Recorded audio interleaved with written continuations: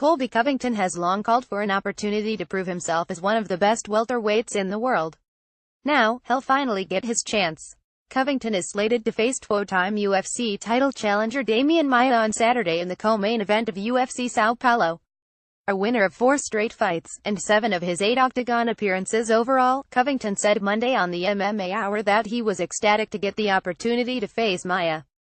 He hopes the matchup propels him into title contention and said he was more than fine with wading into enemy territory and fighting Maia in the Brazilian's hometown. "I know that he only wanted to sign the dotted line to fight me if it was in his backyard, where he could have the judges and the crowd on his side," Covington said, speaking from his hotel room in São Paulo. "But it's okay, I'm willing to come to this dump and fight him. The AC is not working here, man. I'm sweating my nuts off out here in the Amazon, but it's okay, they'll be extra sweaty for Demian Maia when I drop them on his face on Saturday night." Covington, a 29-year-old up-and-comer who has been unafraid to take shots at anyone and everyone on his rise through the UFC's welterweight division, kept up that attitude on Monday. The American top-team fighter repeatedly and unapologetically threw jabs at Maia's home city, while also dismissing the idea that he should worry about what the São Paulo residents think about his words ahead of Saturday's event. "I don't think the locals are going to like me anyway once I beat dad-bod Maia," Covington said. "So, at the end of the day, it is what it is. São Paulo is a dump, that's a known fact. They FCKED up bringing me down here. I'm a problem. I'm sending their hero to hell. SHT, he may thank me. Hell is probably an upgrade from this place. Did I mention this place is a dump yet?" Covington is currently the number 8 ranked welterweight on the UFC's official media-generated rankings, while Maia sits at number 3. The jostle for the division's next title shot could get interesting if Covington fulfills the promises he's making against Maia. While matchups between higher-ranked contenders Stephen Thompson vs. Jorge Masvidal and Robbie Lawler vs. Rafael dos Anjos are currently booked for the upcoming UFC schedule, Covington feels strongly that a win over Maia, which would push the American's winning streak to 5 straight, should propel him ahead of the pack when it comes to the next opponent for UFC welterweight champion Tyron Woodley. "I do believe he'll cut the line on Saturday," Covington said. "I think that Robbie Lawler, he wasn't competitive in the fight versus Woodley, so why redo that fight if he beats RDA? It doesn't really make sense. That fight didn't sell in the first place, and RDA, the UFC knows that he was ducking me and he didn't want to fight me, so I think that I will jump the line.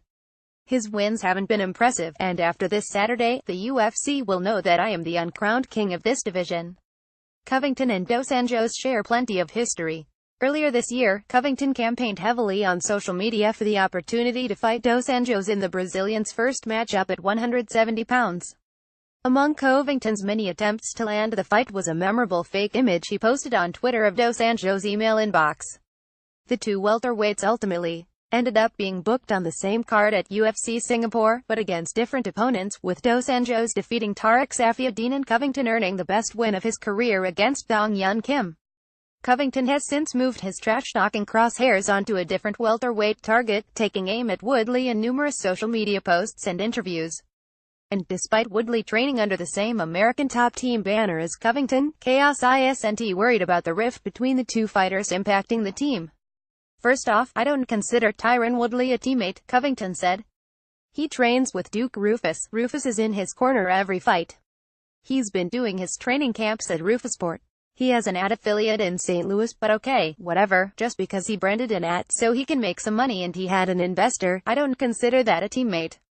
He comes to our gym maybe once a year and that's just to make cool with ad owner Don Lambert. He just wants to stay on his good side. I mean, who wouldn't want to stay on Don Lambert's good side? The guy is one of the greatest people in the world. Besides that, Tyron Woodley, he's just an easy fight, so that's why I'm calling him out.